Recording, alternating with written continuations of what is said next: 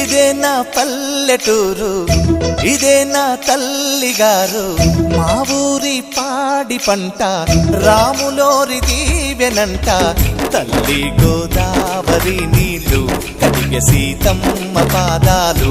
ఊరంతా hi hi hi, మనసంతా hi hi hi. ఇదే నా పల్లెటూరు, ఇదే నా తల్లిగారు. మా ఊరి పాడి పంట రాములోరి దీవెనంట.